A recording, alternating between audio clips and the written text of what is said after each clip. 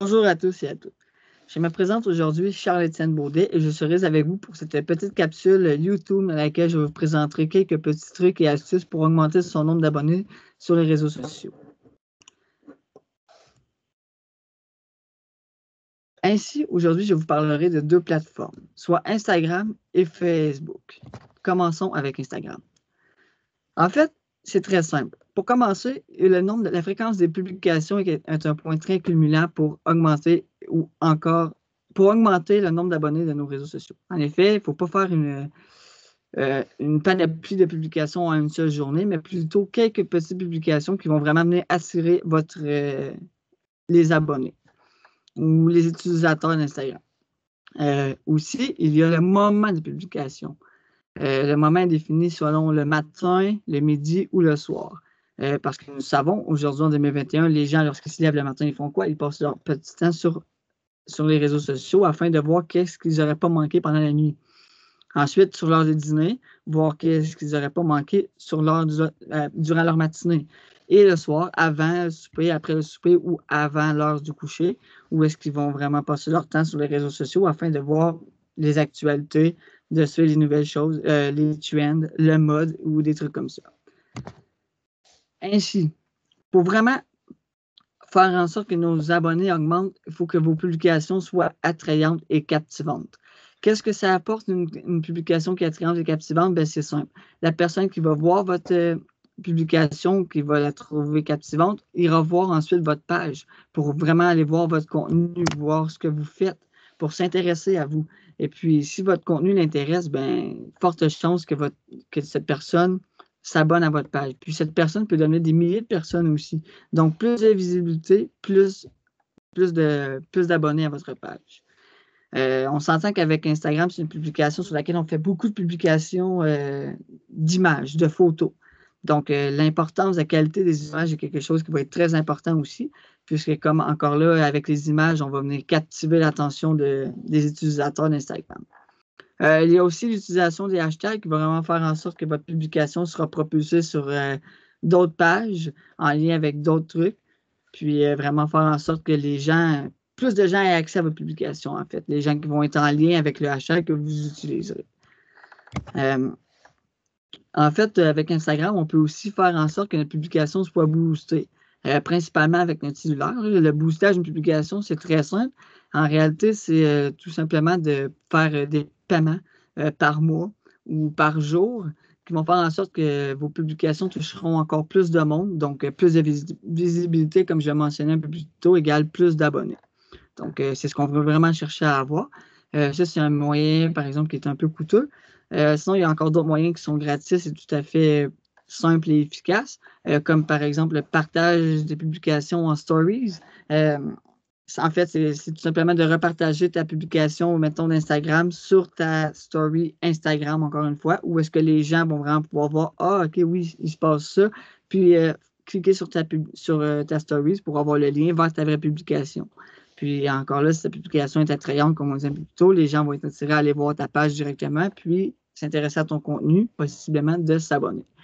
C'est sûr qu'on peut aussi faire le repartage des publications sur d'autres plateformes, comme sur Snapchat, encore une fois, ou même sur Facebook, pour s'assurer vraiment que le plus grand nombre possible de personnes soient touchées et intéressées à ce que vous faites comme contenu.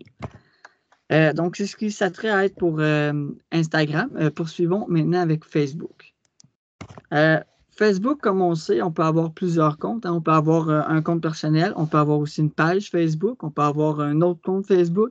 Mais encore là, pour vraiment attirer l'attention des personnes, c'est la fréquence des publications. Évidemment, il ne faut pas abuser de publications pour que les gens finissent par se tanner, faire comme cette personne publie beaucoup trop, j'aime pas ça, ça m'énerve. Il faut vraiment essayer de captiver l'attention avec des bonnes publications. 2 à 3, je dirais, par jour maximum. Il ne faut pas oublier non plus que les publications que vous devriez faire doivent être partagées ou ouvertes au public pour que tout le monde puisse avoir accès à votre publication, pas seulement vos amis, mettons, qui sont déjà amis à votre page.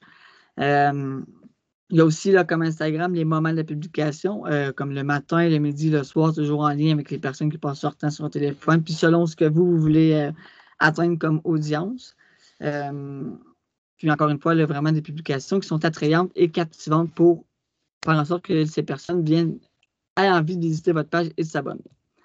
Ensuite, il y a aussi la page Facebook, là, comme je vous mentionnais un petit peu plus tôt, où est-ce que ça va être ici la fréquence des publications, encore une fois, aussi le moment de la publication, le matin, le midi, le soir, comme tout à l'heure.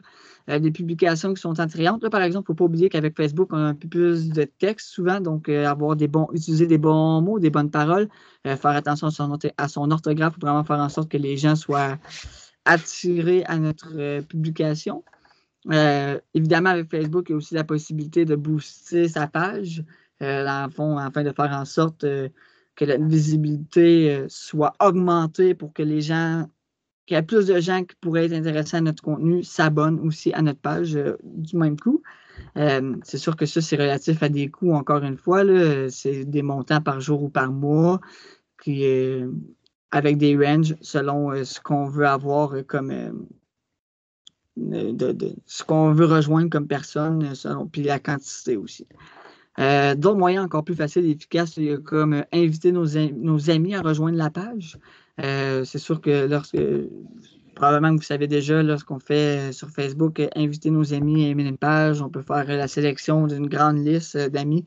Par exemple, que vous avez 1000 amis, bien, vos 1000 amis sortent, puis vous pouvez faire la sélection de ceux que vous voulez qu'ils soient en lien avec votre page, ou tout simplement faire ça simple et faire envoyer à tout le monde pour que tous vos amis aient accès à cette page-là, puis eux peuvent refaire la même chose encore. Donc, c'est des infinités de possibilités de repartage de votre page pour que vraiment les personnes aiment votre page ou s'abonnent. C'est sûr qu'une fois que ces personnes sont abonnées, on peut faire aussi la création des concours. Des concours, ça rapporte des partages, des commentaires, des réactions à votre publication, ce qui fait en sorte que les gens vont vraiment s'intéresser à votre page. Puis souvent, le concours, ça amène plus d'abonnés parce que les gens participent au concours, surtout si votre concours est intéressant. On peut faire aussi la création d'événements, des événements que ce soit organiser des petites fêtes, des parties ou des soirées ou des petits trucs comme ça pour vraiment faire en sorte d'attirer le plus de gens possible en faisant encore une fois de la republication, que ce soit par vous sur d'autres plateformes ou par vos amis ou autres membres qui sont déjà abonnés qui font le repartage. Tout plein de petits trucs comme ça.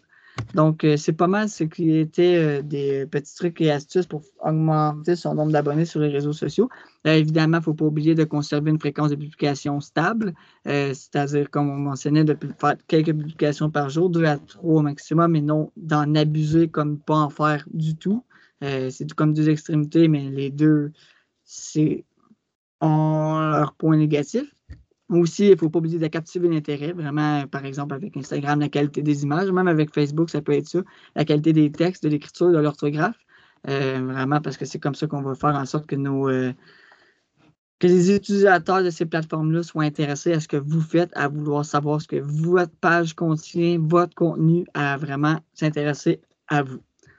Donc, merci pour cette petite écoute et j'espère que ça vous a été fructueux d'en apprendre davantage et je vous souhaite une bonne fin de journée à tous. On se retrouve pour une prochaine capsule.